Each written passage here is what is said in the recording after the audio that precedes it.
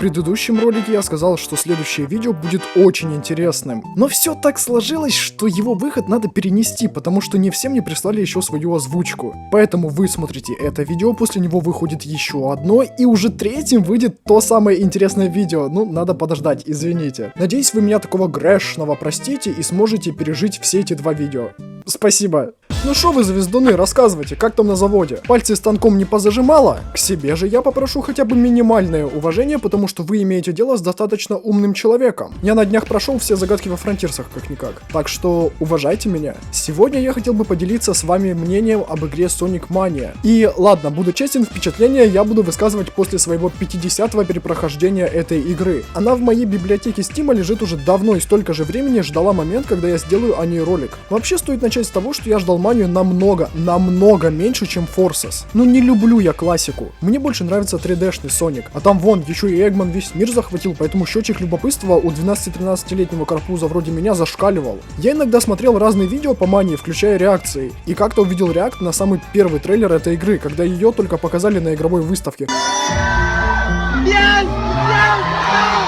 Капец, ощущения были, будто бы я в джунгли попал. Все кричат, верещат, жесть. Спустя какое-то время игра выходит и... Нет, я не играл в нее, а смотрел, как играют другие, и ничего особенного в ней не заметил. Были левелы, которые я видел, были какие-то новые, ничего такого. Но когда я узнал, что эта игра оказалась приквелом к Форсам, я такой, что? И такой, так, не, ну ценное дело, надо разбираться. А в итоге понял, что я, в принципе, и так все в видосе Мефа увидел и услышал. И спустя еще какое-то время лично обзавелся этой игрой. И ща мы скоро закончим про знакомство с этой игрой, подождите еще чуть-чуть. И Мания для меня выделилась тем, что с ней связан самый первый рост моего канала. Потому что когда я летом 2018 года стримил эту игру, на меня подписалось за один стрим более 100 человек. Я тогда только начинал залетать в соникоблогинг и выпустил где-то 2-3 видоса по Сонику. И YouTube решил вывести меня в реки. Я тогда был в шоке просто. Да если на меня сейчас за один стрим подпишется 100 челов, я охуею не меньше, чем тогда. Вот, так что история знакомства с Манией для меня особенно интересная и особенно важная, так что я решил поделиться с вами ею здесь. Теперь же давайте поговорим о самой игре. Ролик стоит смотреть, если вы играли в Манию до этого, потому что здесь вам не обзор, я не буду детально разбирать ее разработку, перенос и всякое такое. Давайте я скажу пару слов о каждом уровне, ибо их тут аж 13. Понятное дело, что без Гринхилла не обошлось, но было неожиданно увидеть Дезек робота на минималках, а это, между прочим, финальный босс из второго Соника, которого мы били без колец. А тут он аж на первой локации. Chemical Plant.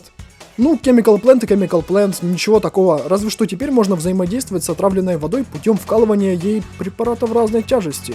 И это круто. Было прикольно, что разрабы сделали доктор-работник с Mean Bean Machine в качестве одного из босс-файтов. Тогда, в бородатые времена 2018 года, я стримил эту оригинальную игру на своем а-ля марафоне по прохождению всех игр про Соника, так что наигрался в нее тогда вдоволь. А тут это целый босс-файт. Приколы с интернета, да и только. Студиополис — это первая новая зона и, наверное, моя самая любимая во всей игре. А шо, челы попали на студию по съемке игрофильмов и бегают тут, разносят все направо и налево. Таких мы уважаем. Студия-то не моя в Дубае находится. Отдельное внимание я хотел бы выделить вот этому типу. Я хочу, чтобы я реинкарнировал именно в этого челикса после своей смерти. Подписчики, я обещаю, я вам таких люлей буду давать за этого бадника, вы меня век вспоминать будете как крипа, который был сложнее и угарнее финального босса. У него даже при уничтожении каждой сферы морда меняется. У меня такие же перепады в настроении иногда бывают, я вам отвечаю, это литерали я. Ну, ладно, это вряд ли произойдет, не потому что реинкарнации не существует. Алло, как тогда Ашура реинкарнировал в Наруто, а Индра в Саске? Мне кажется, после такого тейка только невежда будет не верить в реинкарнацию.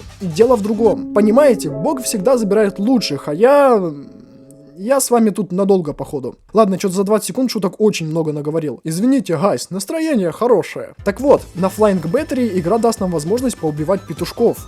Буквально. А еще там босс-паук прикольный, мне понравился. Если говорить про нажать сад, то мне больше нравится первый этап, где надо платформить по вот этим буквам. Stardust Speedway в целом классный и один из самых быстрых уровней за счет вот этих туннелей и этих... штук. Гидросити. Водный уровень, в рот оно долбись. Слишком водно, ненавижу уровни под водой. Мираж Салун. Слишком сухо, ненавижу уровни в пустыне. Хотя, ладно, второй акт прикольный, мне нравится. Но проблема в том, что эту локацию очень сложно назвать новой. Все потому, что это смесь Desert Dazzle из Соника CD и Dust Hill из Соника 2, которые не вышли. Так им и надо. Гады. Мрази.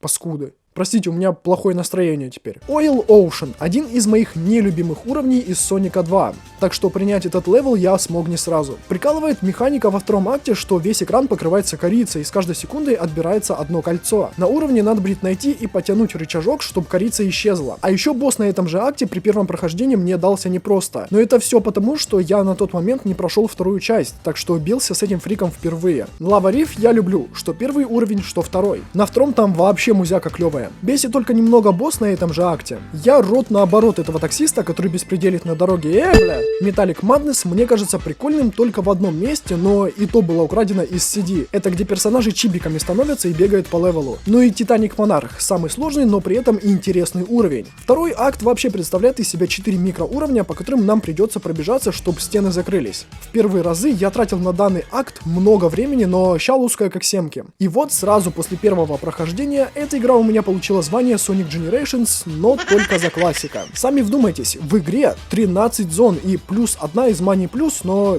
и та старая, до нее я докопаюсь чуть позже. Так вот, из этих 13 уровней всего лишь 4 новых зоны, то есть еще раз, 9 старых и 4 новых. Хотя в трейлерах нам писали про All New Levels. Не, понять, что это полный звездеж можно было еще на моменте, когда после этой надписи в ролике показали Green Hill, а до этого Chemical Plant. Но я хотел бы посмотреть на лицо того биоразума, для которого 4 новых уровня — это все уровни. Я бы не возникал, если бы ситуация была реверсированная. 4 старых зоны и 9 новых, но сделали все наоборот.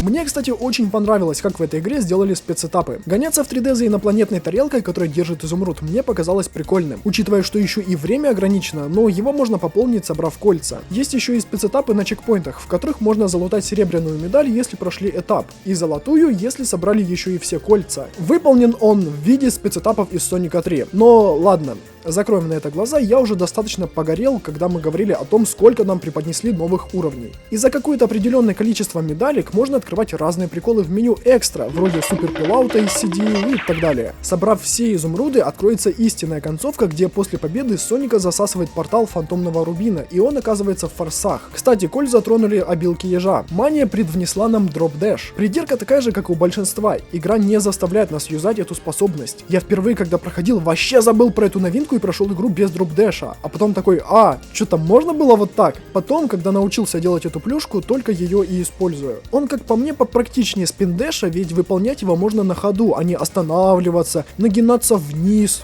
за перса IRL, и только тогда спин-дэшить. Теперь можно поговорить немного о плюс дополнении, которое вышло через год после выхода оригинальной мании. Ее стоимость 1 Тарас Шевченко. Я помню, как тогда в 2018-м некоторые уже чуть ли не в офис Сеги звонили и жаловались на завышенный ценник DLC. Бля, я твою маму! Плюс дополнение дает игроку возможность поиграть за Майти и Рэя. Приятно, что о них не забыли, мы не видели этот дуэт как полноценных персов еще с Sega Sonic the Hedgehog. Я чаще всего пикал Майти из-за его билки делать мощный стомп и доджить шипы, он же броненосец. Рэй белка-летяга, из-за него пока придрочишься летать, уже передумаешь игру проходить. Кое-как научился, когда впервые играл, но понял, что ну его нафиг, и брал Майти. Помимо этого, в главном меню будет доступен новый режим — Анкор мод. В нем мы пробежимся по тем же самым уровням, что и в мании моде, но только в другое время суток. То есть, грубо говоря, мужики просто заменили гамму на уровнях и выдали это за новый режим. Гениально! Но вся суть этого режима заключается не только в том, что мы будем бегать по условному Green Hill на закате, а еще и в том, что мы сможем играть за 5 персонажей сразу. Отныне, если, скажем, игрока раздавило или он упал в яму, то у нас отнимется не жизнь, а исчезнет этот самый персонаж. Его можно будет вернуть, уничтожив определенный монитор на уровне. А еще выпадет другой какой-то герой, например, Knuckles, если до этого его не было у вас в списке слева снизу. Прикол в том, что тут даже спецэтапы на чекпоинтах изменили, и теперь они представляют из себя блядский пинбол. Как только вы забьете шар наверх, появится конвейер, на котором будут проезжать как персонажи, так и какие-то бонусы. И вы можете вытащить все, что вашей душе угодно, хоть бимбу Эгмана. Кстати, насчет Эгмана. Че он палит сверху? Вам случаем не снился этот мужчина? Прискорбно только то, что вы не можете менять персонажей на уровнях между собой. Можно будет взять под контроль только одного из двух героев, которые уже бегают. Пока не сошли с темы, такую систему можно было бы внедрить еще и в манию мод, когда вы играете за Соника и Тейлза, чтобы намного проще было брать под управление Хвостатого. Сменить героя на другого можно будет только благодаря определенному монитору, который будет стоять на уровне. Надоел, скажем, Соник, разбивать монитор, и у вас выпадет, например, Майти. Ну и как я говорил до этого, затронем тему еще одного уровня. Соник после событий Форсов переносится в Манию Плюс и спавнится на острове Ангелов, на еще одном старом уровне, который мы видели до этого. И самое смешное, этот левел проходится за 20 секунд. То есть челиксы не додумались даже новый уровень сделать для DLC, за который люди будут платить деньги. Блин, я опять сейчас буду гореть, но почему в качестве такого небольшого этапа было принято решение сделать остров Ангелов? Почему не новый этап? Он же проходится за 20-25 секунд, камон! И почему капсула с Майти и Рейм находится именно там? Почему роботы Эгмана тоже лежат и чилят на этом острове? Что тут происходит вообще? Так, ладно. Спокойно. Надо с этим заканчивать, пока я тут не взорвался к чертям. Что можно сказать в итоге? Мания, как классическая игра, играется нормально. Меня, как и некоторых других, разочаровало маленькое количество новых уровней. И что самое печальное, на некоторых уровнях будут те же боссы, что и в оригинале, как, например, на втором акте Oil Ocean. Дополнение Sonic Mania Plus будто бы пытается как-то исправить положение, но местами допускает те же самые ошибки. Игра достойна оценки в 6,5, ну ладно, с натяжкой 7 баллов. Посмотрим, чем меня удивит Origins и что я скажу касаемо него. Всем спасибо большое, что досмотрели видео до конца. Всем ББ.